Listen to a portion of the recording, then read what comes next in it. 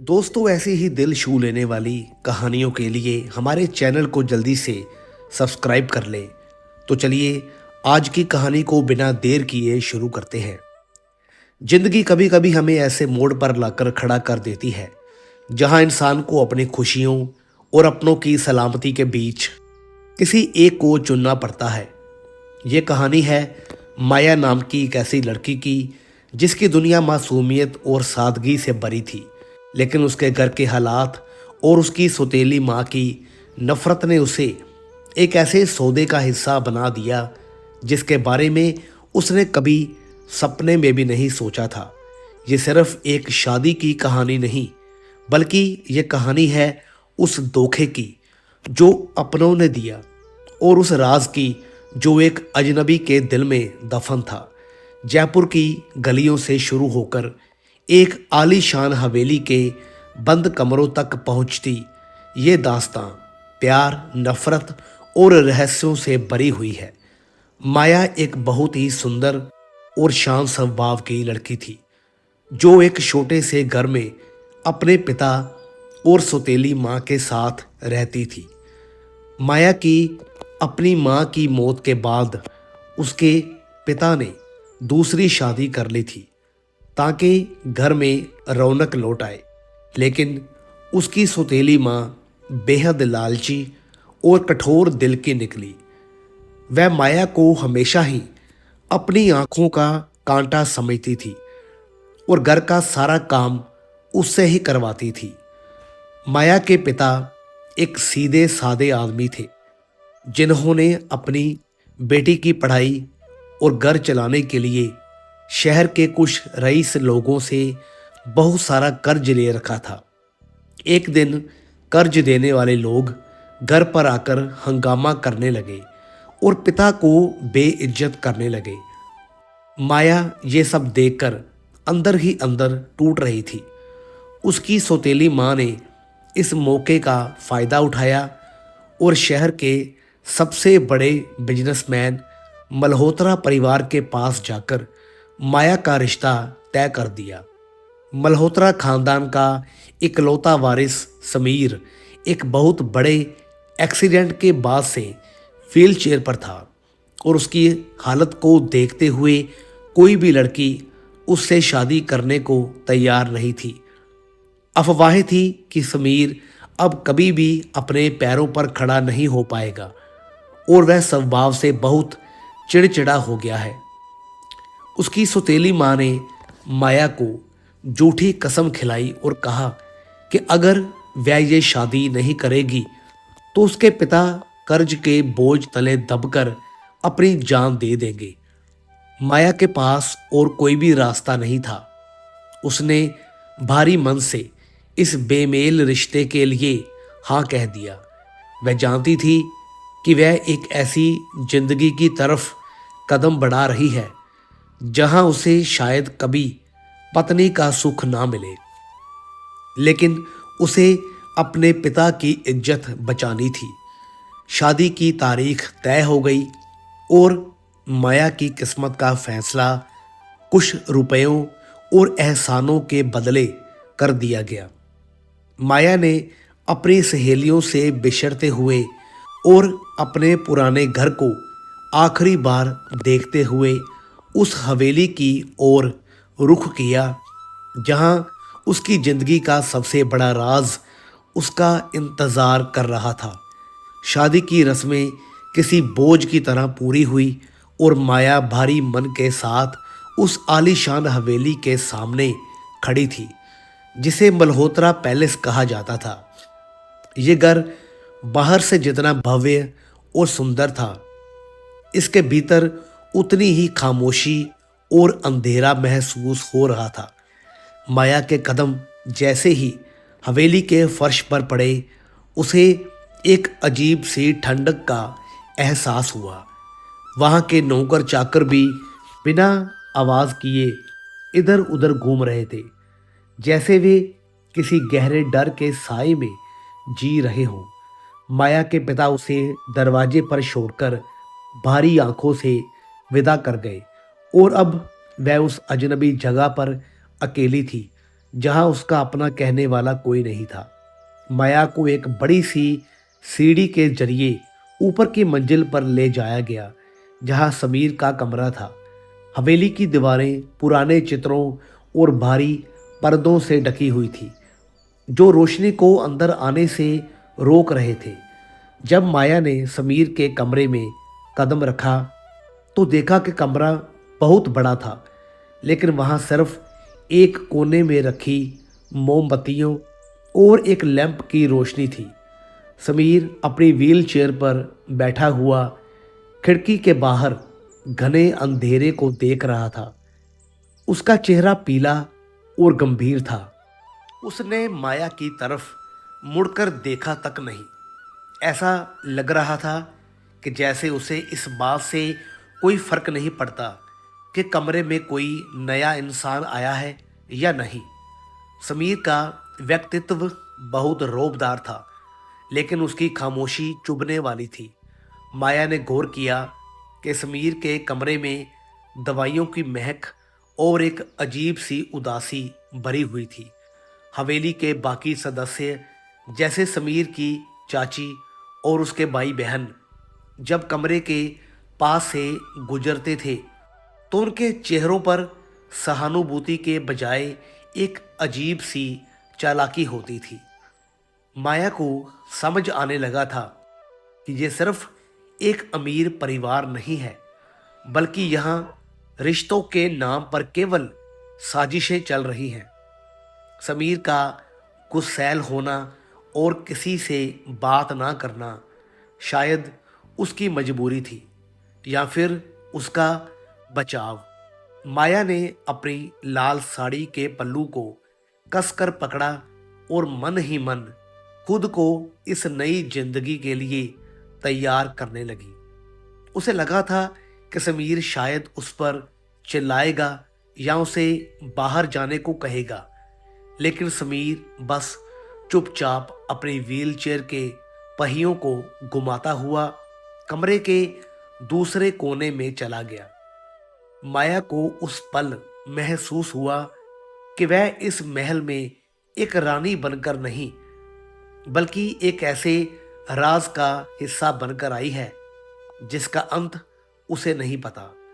उस रात हवेली की दीवारों से टकराती हवा की आवाजें माया को डरा रही थी, लेकिन उसने तय कर लिया था कि वह अपनी किस्मत से भागेगी नहीं, बल्कि इस खामोश इंसान के पीछे छिपे हुए सच को समझने की कोशिश करेगी।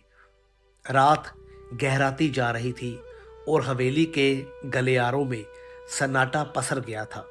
कमरे के भीतर जलती हुई मोमबत्तियों की लो धीरे धीरे कांप रही थी, जिससे दीवारों पर डरावनी परछाइयां बन रही थी। माया कमरे के एक कोने में चुपचाप सी खड़ी थी।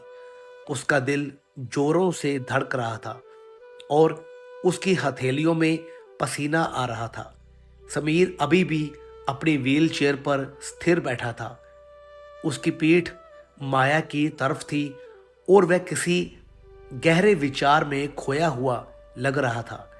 माया को अपनी सौतेली माँ की बातें याद आ रही थी कि उसे समीर का ख्याल रखना होगा, क्योंकि वह खुद से एक कदम भी नहीं चल सकता। काफी देर तक जब कोई हलचल नहीं हुई तो माया ने अपनी घबराहट पर काबू पाया और दबे पांव समीर के पास पहुंची। उसने बहुत ही धीमी आवाज में कहा कि रात के 2 बज रहे हैं और अब आपको आराम कर लेना चाहिए। समीर ने कोई भी जवाब नहीं दिया, बस उसकी आंखों में एक अजीब सी कड़वाहट थी जो माया को अंदर तक झकझोर गई। माया को लगा कि शायद समीर को मदद की जरूरत है, पर वह अपनी मर्दानगी और गुरूर की वजह से मांग नहीं पा रहा है। माया ने आगे बढ़कर समीर के कंधों पर हाथ रखा और उसे बिस्तर की ओर ले जाने के लिए सहारा देने की कोशिश की। समीर ने अचानक से अपना हाथ पीछे खींच लिया और कड़क आवाज में कहा कि उसे किसी की सहानुभूति नहीं चाहिए। लेकिन जैसे ही उसने अपनी व्हीलचेयर को बिस्तर की तरफ मोड़ने की कोशिश की तो उसका संतुलन बिगड़ गया और वह नीचे की ओर झुकने लगा। माया ने घबराकर उसे गिरने से बचाने के लिए अपने दोनों हाथों से उसे कसकर पकड़ लिया, लेकिन समीर का भारी शरीर और माया की रेशमी साड़ी का फर्श पर फिसलना भारी पड़ गया। अगले ही पल एक जोरदार आवाज हुई और माया और समीर दोनों ही फर्श पर जा गिरे। माया का पूरा शरीर समीर के ऊपर था और उसके बाल समीर के चेहरे पर बिखरे हुए थे। कमरे की खामोशी में उन दोनों की तेज चलती हुई सांसें साफ सुनाई दे रही थी। माया बुरी तरह से डर गई थी और वह जल्दी से उठने की कोशिश करने लगी। इसी आपाधापी में उसका हाथ समीर के उन पैरों पर पड़ा जिन्हें दुनिया बेजान और सुन्न समझती थी। लेकिन जैसे ही माया का दबाव उन पर पड़ा, उसने महसूस किया कि वे पैर लकड़ी की तरह बेजान नहीं थे, बल्कि उनमें गजब की अकड़न और मजबूती थी। माया ने महसूस किया कि समीर के पैर खुद को संभालने के लिए फर्श पर जम गए थे और उसकी मांसपेशियों में वह हरकत थी जो केवल एक स्वस्थ और चलते फिरते इंसान में होती है। माया का दिमाग चकरा गया और वह वहीं जमी रह गई, क्योंकि उसे समझ आ गया था कि जिसे दुनिया अपाहिज समझ रही है वह असल में किसी पत्थर की तरह मजबूत है। फर्श पर गिरे हुए उन कुछ सेकंड्स के वक्त जैसे थम सा गया था।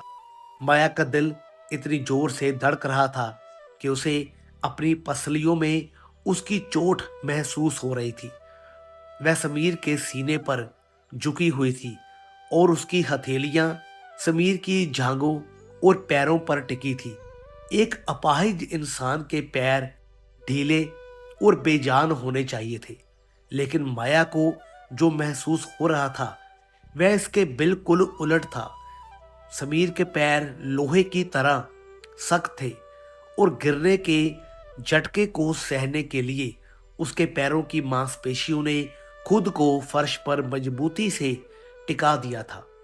माया ने अपनी आंखों से देखा कि समीर के पैर का अंगूठा फर्श को पकड़ रहा था ताकि वह पूरी तरह से पलट ना जाए।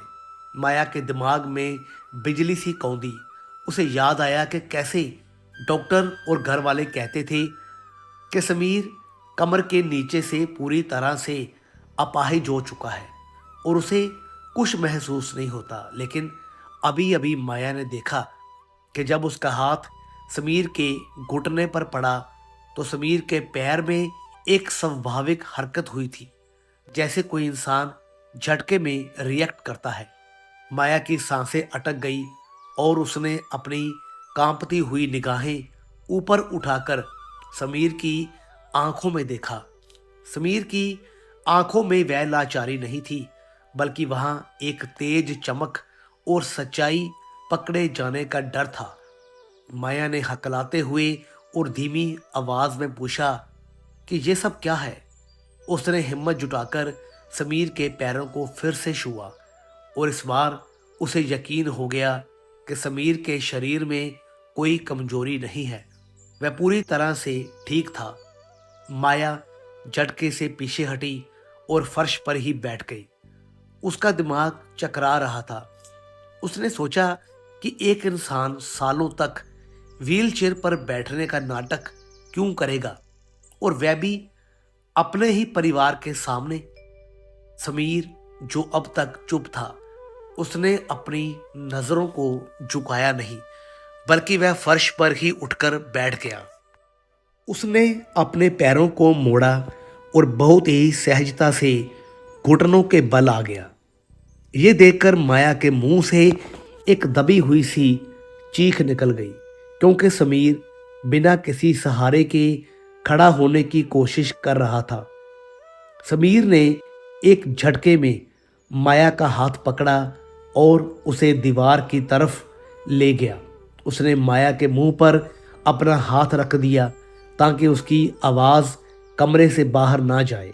समीर का स्पर्श बहुत मजबूत था और उसकी पकड़ में वह ताकत थी जो केवल एक कसरत करने वाले नौजवान में हो सकती है। उसने माया की आंखों में झांकते हुए बहुत ही धीमी और भारी आवाज में कहा कि अगर उसने एक शब्द भी बाहर निकाला तो ये उसके और उसके पिता के लिए अच्छा नहीं होगा। माया की आंखों से आंसू बहने लगे क्योंकि उसे समझ में नहीं आ रहा था कि वह एक पीड़ित इंसान की पत्नी बनी है या किसी बहुत बड़े धोखेबाज की।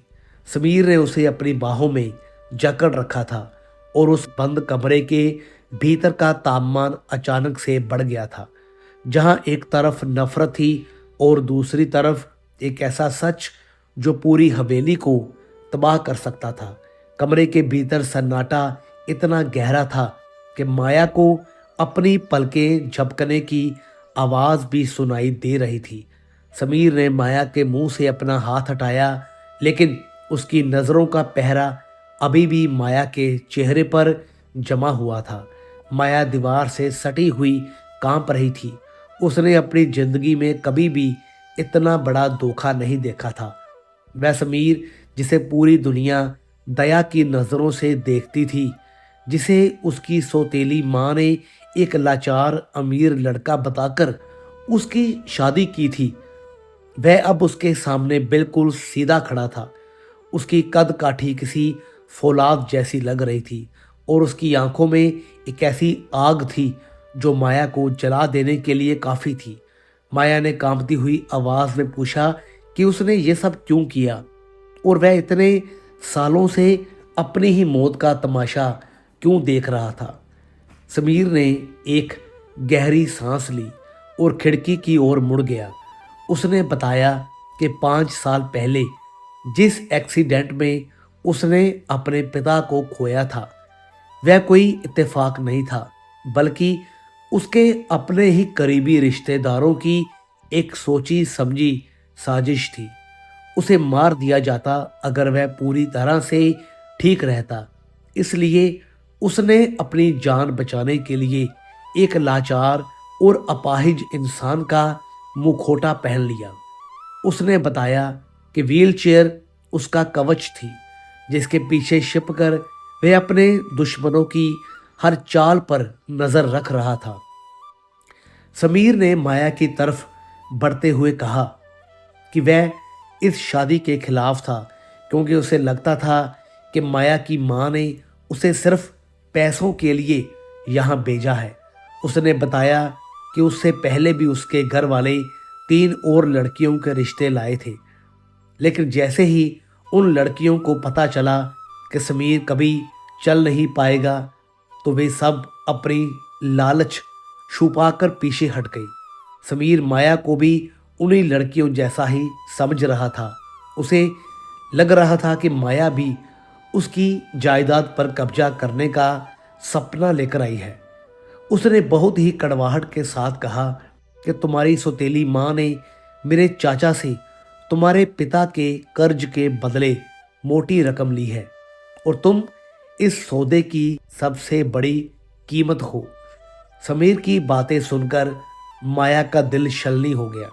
उसे इस बात का जरा भी अंदाजा नहीं था कि उसकी अपनी माँ ने उसे एक सामान की तरह ही बेच दिया है। माया ने रोते हुए कहा कि उसे दौलत से कोई लेना देना नहीं है और वह यहाँ सिर्फ अपने पिता की जान बचाने आई थी। समीर ने माया के चेहरे को गौर से देखा। पहली बार उसकी नज़रों में नफरत की जगह थोड़ी सी हैरानी थी। उसने महसूस किया कि माया की आंखों में जो दर्द है वह सच्चा है। समीर ने उसे चेतावनी दी कि अगर वह इस हवेली में जिंदा रहना चाहती है तो उसे अगले कुछ हफ्तों तक दुनिया के सामने उसकी देखभाल करने वाली एक बेचारी पत्नी का नाटक करना होगा और कमरे के भीतर उसकी राजदार बनना होगा। उस रात माया को समझ आया कि वह जिस महल में आई है वह असल में कांच का एक ऐसा घर है जहां हर कोई नकाब पहनकर घूम रहा है और अब उसे भी उसी खेल का हिस्सा बनना पड़ेगा। कमरे के भीतर की हवा अब भारी थी, लेकिन इस बार उसमें डर कम और एक अनकहा तनाव ज्यादा था। समीर ने कमरे की लाइट बंद कर दी थी और अब सिर्फ खिड़की से आती चांदनी ही उनके चेहरों को रोशन कर रही थी। माया फर्श पर बैठी अपने आंसू पोंछ रही थी। उसे अपनी किस्मत पर रोना आ रहा था कि वह एक ऐसे खेल का मोहरा बन गई है जहां उसका अपना कोई भी वजूद नहीं है। समीर, जो अब तक एक पत्थर दिल इंसान लग रहा था, माया की सिसकियां सुनकर थोड़ा नरम पड़ा। वह धीरे से माया के पास आया और घुटनों के बल उसके सामने बैठ गया। यह दृश्य बहुत अजीब था कि शहर का सबसे शक्तिशाली आदमी अपनी पत्नी के सामने जमीन पर बैठा था। समीर ने बहुत ही कोमलता से माया का चेहरा ऊपर उठाया और उसकी आंखों में झांका। उसने देखा कि माया की आंखों में लालच का एक कतरा भी नहीं था, बल्कि वहां सिर्फ बेबसी और सच्चाई थी। समीर ने धीमी आवाज में कहा कि वह जानता है कि माया की कोई भी गलती नहीं है, लेकिन इस हवेली के नियम बहुत सख्त हैं। उसने माया को समझाया कि इस कमरे के बाहर वे दोनों अजनबी हैं और दुनिया के लिए वह एक अपाहिज पति और एक दुखी पत्नी है, लेकिन इस कमरे की दीवारों के भीतर माया को डरने की जरूरत नहीं है। समीर ने पहली बार माया के सिर पर हाथ रखा और उस स्पर्श में एक ऐसी गर्माहट थी जिसने माया के दिल के डर को थोड़ा कम कर दिया। उस रात समीर ने माया को अपने बचपन और उस हादसे के बारे में विस्तार से बताया। उसने बताया कि कैसे उसकी चाची और सौतेले भाई ने उसके पिता की कार का एक्सीडेंट करवाया था और कैसे वे पिछले 5 सालों से उसे धीरे धीरे जहर देने की कोशिश कर रहे थे। समीर ने बताया कि वह व्हीलचेयर पर सिर्फ इसलिए बैठा है ताकि वे लोग उसे कमजोर समझकर अपनी अगली चाल चलें और वह उन्हें रंगे हाथों पकड़ सके। माया ये सब सुनकर दंग थी। उसे एहसास हुआ कि समीर जिस आलीशान बिस्तर पर सोता है वह असल में कांटों की सेज है और वह हर पल मौत के साए में जी रहा है। जैसे जैसे रात बीती गई उन दोनों के बीच की दूरियां सिमटने लगी। समीर ने माया को भरोसा दिलाया कि वह उसके पिता का सारा कर्ज चुका देगा और उसे इस नर्क से आजाद कर देगा, बशर्ते वह उसका साथ दे। माया ने समीर की आंखों में देखा और उसे महसूस हुआ कि इस सख्त इंसान के भीतर एक घायल बच्चा छिपा है जिसे प्यार और सुरक्षा की तलाश है। माया ने समीर का हाथ अपने दोनों हाथों में लिया और वादा किया कि वह उसकी राजदार बनेगी। उस रात उन्होंने कोई भी जिस्मानी रिश्ता तो नहीं बनाया, लेकिन उनकी रूहें एक दूसरे से जुड़ गई। कमरे के भीतर की उस खामोशी में अब एक नई उम्मीद जन्म ले रही थी और माया को पहली बार लगा कि शायद उसकी बर्बादी नहीं बल्कि किसी की जान बचाने का जरिया बनने वाली है। अगली सुबह जब सूरज की पहली किरण कमरे में आई तो दुनिया के लिए सब कुछ पहले जैसा ही था। समीर फिर से अपनी व्हीलचेयर पर बेजान सा बैठा था और माया एक आज्ञाकारी बहू की तरह सर पर पल्लू रखे उसकी सेवा में जुटी थी। लेकिन अब माया की नजरें पारखी हो चुकी थी। वह हवेली के हर सदस्य के चेहरे के पीछे छिपे असली भावों को पढ़ने की कोशिश कर रही थी। दोपहर के समय समीर की चाची एक कटोरी में सूप लेकर कमरे में आई। उनके चेहरे पर बनावटी चिंता थी और वे समीर से बहुत मीठी बातें कर रही थी। माया ने गौर किया कि सूप देते वक्त चाची के हाथ हल्के से कांप रहे थे और उनकी नजरें समीर के चेहरे पर जमी हुई थी। सूप देते ही सूप पीते ही समीर को हल्की सी उबासी आने लगी और उसकी आंखें बंद होने लगी। माया समझ गई कि दाल में कुछ काला है। जैसे ही चाची कमरे से बाहर गई, माया ने तुरंत वह सूप की कटोरी उठाई और उसकी महक ली। उसमें दवाइयों की एक अजीब सी तीखी गंध थी। माया ने समीर को झकझोर कर जगाया और उसे बताया कि उसे धीरे धीरे नशे की लत लगाई जा रही है। समीर ने धुंधली आंखों से माया को देखा और कहा कि ये वही तरीका है जिससे वे लोग उसे दिमागी रूप से कमज़ोर कर रहे हैं, ताकि वह कभी अपनी संपत्ति के बारे में सवाल ना कर सके।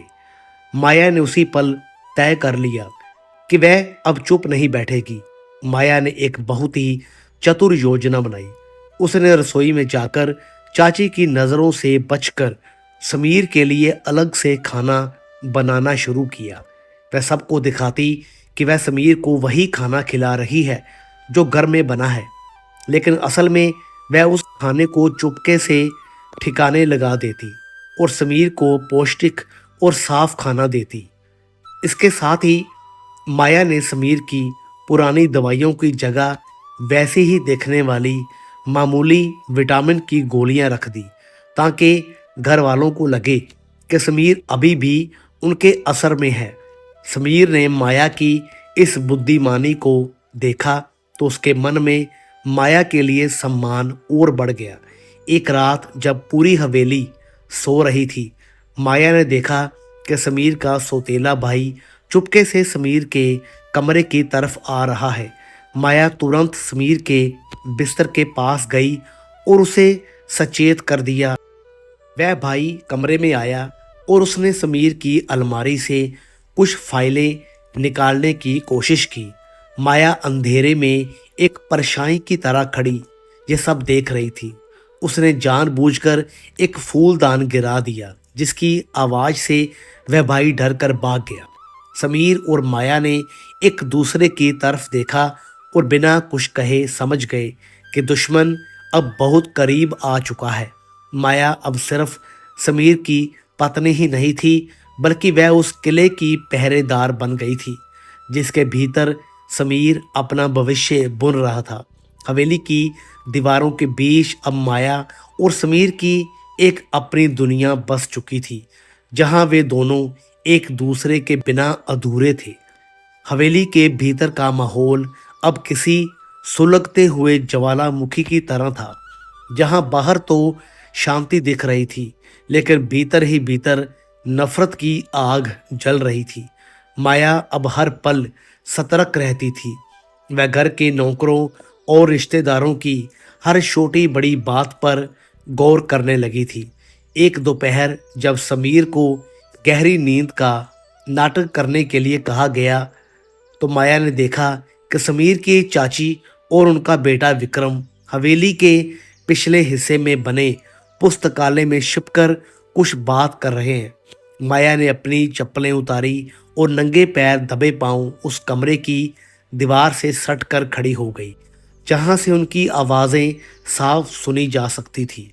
विक्रम की आवाज़ में एक अजीब सी हड़बड़ाहट और लालच था। वह कह रहा था कि समीर अब बहुत दिनों तक जिंदा नहीं रहना चाहिए, क्योंकि शहर के कुछ बड़े इन्वेस्टर समीर के दस्तखत के बिना नई डील फाइनल नहीं कर रहे हैं। चाची ने कहा कि उन्होंने पहले ही एक वकील से सेटिंग कर ली है, जो समीर के फर्जी अंगूठे के निशान वाले कागजात तैयार कर चुका है। बस अब समीर को एक ऐसी दवा देने की बारी है जिससे वह हमेशा के लिए गहरी नींद में सो जाए और दुनिया को लगे कि उसकी मौत बीमारी की वजह से हुई है। माया बुरी तरह से डर गई जब उसने सुना कि वे लोग अगले 2 दिनों के भीतर समीर को रास्ते से हटाने का पूरा प्लान बना चुके हैं। माया वहां से भागी और सीधे समीर के कमरे में पहुंची, जहां समीर खिड़की के पास खड़ा होकर अपनी कसरत कर रहा था, ताकि उसके पैरों की ताकत बनी रहे। माया की फटी हुई सांसें और उसकी आंखों का खौफ देखकर समीर समझ गया कि कुछ बहुत बुरा होने वाला है। माया ने कांपते हुए उन्हें पूरी बात बताई कि कैसे वे लोग फर्जी कागजात तैयार कर चुके हैं और उसकी जान लेने पर उतारू हैं। समीर के चेहरे पर गुस्सा तो था, लेकिन वह शांत बना रहा। उसने माया का हाथ पकड़ा और उसे सोफे पर बैठाया। उसने कहा कि अब समय आ गया है कि हम अपनी चाल चलें। समीर ने माया को बताया कि वह सालों से इस पल का इंतजार कर रहा था कि जब वे लोग खुद अपने पैरों पर कुल्हाड़ी मारे। उस रात समीर और माया ने कमरे का दरवाजा बंद करके घंटों तक अपनी योजना बनाई। समीर ने माया को हवेली के एक गुप्त तहखाने के बारे में बताया, जहां उसके पिता ने कुछ जरूरी सबूत और असली वसीयत छुपा कर रखी थी। माया को उस तहखाने तक पहुंचना था, जबकि समीर को बाहर रहकर सबका ध्यान भटकाना था। माया के लिए यह काम बहुत जोखिम भरा था, क्योंकि अगर वह पकड़ी जाती तो उसकी जान को भी खतरा था। लेकिन माया ने समीर की आंखों में देखा और उसे महसूस हुआ कि वह इस इंसान के लिए अपनी जान की बाजी भी लगा सकती है। आधी रात को जब सब सो गए तो माया एक टॉर्च लेकर उस तहखाने की तलाश में निकली। हवेली की सीढ़ियां हर कदम पर चूं चूं की आवाज कर रही थी, जैसे वे भी माया को चेतावनी दे रही हो। अंधेरे गलियारों में माया को ऐसा लग रहा था जैसे कोई उसका पीछा कर रहा है, लेकिन वह नहीं रुकी। उसने उस गुप्त दरवाजे को ढूंढ निकाला जो एक पुरानी पेंटिंग के पीछे छिपा था। जब वह नीचे उतरी तो उसे वहां कुछ ऐसी फाइलें और रिकॉर्डिंग्स मिली जिनमें समीर के पिता के एक्सीडेंट की पूरी प्लानिंग दर्ज थी। माया ने उन कागजों को अपने सीने से लगा लिया। उसे पता था कि अब उसके पास वही हथियार है जिससे वह समीर की जिंदगी और उसकी दौलत दोनों बचा सकती है। लेकिन तभी उसे ऊपर से किसी के चिल्लाने की आवाज आई और उसका दिल बैठ गया, क्योंकि उसे लगा कि शायद समीर पकड़ा गया है। तहखाने की उस अंधेरी सीलन भरी कोठरी में माया का दम घुट रहा था, लेकिन जैसे ही उसने ऊपर से चीखने की आवाज सुनी तो उसका डर गुस्से में बदल गया। वह उन कीमती कागजों और रिकॉर्डिंग वाली चिप को अपनी साड़ी के पल्लू में कसकर बांधते हुए बिजली की फुर्ती से ऊपर ऊपर की ओर भागी। जब वह समीर के कमरे के पास पहुंची तो उसने देखा कि पूरा माहौल बदल चुका था। हवेली की बड़ी हॉल में झूमर की तेज रोशनी के नीचे समीर की चाची और विक्रम खड़े थे, और उनके साथ दो अजनबी आदमी भी थे जिनके हाथों में कुछ कानूनी कागजात थे। समीर अपनी व्हीलचेयर पर बैठा हुआ था और उसका सिर एक तरफ झुका हुआ था, जैसे वह होश खो चुका हो। विक्रम चिल्ला रहा था कि समीर की हालत बिगड़ गई है और अब उसे तुरंत एक नर्सिंग होम में शिफ्ट करना होगा, जहां कोई उससे मिल नहीं पाएगा। असल में वे उसे गायब करने की फिराक में थे। चाची ने कागज समीर के सामने रखा और उसके बेजान हाथ को पकड़कर उस पर अंगूठा लगवाने की कोशिश करने लगी। माया ने देखा कि समीर अभी भी नाटक कर रहा था, क्योंकि उसे माया के लौटने का इंतजार था। माया ने जोर से चिल्लाकर उन्हें रुकने को कहा और हॉल के बीचों बीच आ गई। उसकी आंखों में एक ऐसी आग थी जिसे देखकर चाची एक पल के लिए सहम गई। माया ने चिल्लाकर कहा कि ये सब एक ढोंग है और ये परिवार समीर को बचाने नहीं बल्कि उसे लूटने की कोशिश कर रहा है। विक्रम ने माया को धक्का देने की कोशिश की और कहा कि ये पागल हो गई है, इसे भी कमरे में बंद कर दो। तभी माया ने वह रिकॉर्डिंग चिप निकाली और उसे हॉल में लगे बड़े से टीवी स्क्रीन से कनेक्ट कर दिया। अचानक पूरी हवेली में विक्रम और चाची की वह बातचीत गूंजने लगी, जिसमें वे समीर के पिता के एक्सीडेंट और समीर को जहर देने की बात कर रहे थे। हवेली के पुराने वफादार नौकर जो अब तक चुप थे, ये सब सुनकर दंग रह गए। चाची का चेहरा सफ़ेद पड़ गया और विक्रम ने गुस्से में माया की तरफ हाथ उठाया, लेकिन इससे पहले कि उसका हाथ माया तक पहुंचता, एक ऐसी घटना हुई जिसने सबकी दुनिया हिला दी। समीर, जो अब तक व्हीलचेयर पर एक जिंदा लाश की तरह पड़ा था, अचानक बिजली की तेजी से खड़ा हो गया। उसने विक्रम का हाथ हवा में ही दबोच लिया और उसे इतनी जोर से मरोड़ा कि विक्रम के मुंह से दर्द की चीख निकल गई। पूरे हॉल में सन्नाटा छा गया। नौकरों के हाथों से बर्तन गिर गए और चाची पत्थर की मूर्त बन गई। समीर ने अपनी व्हीलचेयर को एक तरफ लात मारकर हटा दिया और बिल्कुल सीधा खड़ा होकर अपने दुश्मनों की आंखों में झांका। उसकी आवाज पूरे महल में गूंज रही थी। उसने कहा कि उसने 5 साल इस पल का इंतजार किया है कि वह अपने पिता के हत्यारों को बेनकाब कर सके। समीर ने माया को अपने पास खींचा और उसे अपनी बाहों के घेरे में ले लिया, जैसे वह दुनिया को बता रहा हो कि अब वह अकेला नहीं है। तभी हवेली के भारी दरवाजे खुले और पुलिस की एक टीम अंदर दाखिल हुई, जिसे समीर ने पहले से ही अलर्ट कर रखा था। पुलिस ने विक्रम और चाची के पास से वे फर्जी कागजात बरामद कर लिए और माया द्वारा लाए गए सबूतों को अपने कब्जे में ले लिया। चाची रोते हुए समीर के पैरों में गिर गई और माफी मांगने लगी, लेकिन समीर की आंखों में दया का एक भी कतरा नहीं था। उसने पुलिस से उन्हें ले जाने को कहा। जैसे ही पुलिस उन्हें ले गई, हवेली में एक अजीब सी शांति छा गई। समीर ने माया की तरफ देखा और उसकी आंखों में पहली बार जीत की खुशी के साथ साथ माया के लिए बेइंतहा प्यार और सम्मान था। माया ने समीर के कंधे पर अपना सिर रख दिया। उसे लगा कि आज वाकई उसकी शादी की रात की वह गिरावट एक नई ऊंचाई की शुरुआत बन गई है। हवेली के भारी दरवाजे जैसे ही पुलिस की गाड़ियों के सायरन के साथ बंद हुए, पूरे माहौल से वह भारीपन और डर हमेशा के लिए खत्म हो गया था।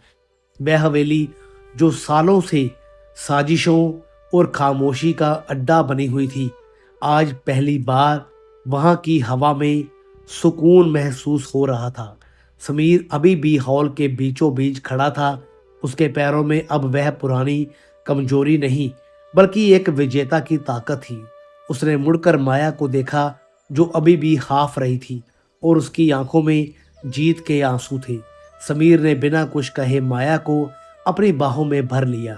वह आलिंगन सिर्फ 2 जिस्मों का मिलन नहीं था, बल्कि 2 ऐसी रूहों का मिलन था जिन्होंने एक दूसरे को तबाही से बचाया था।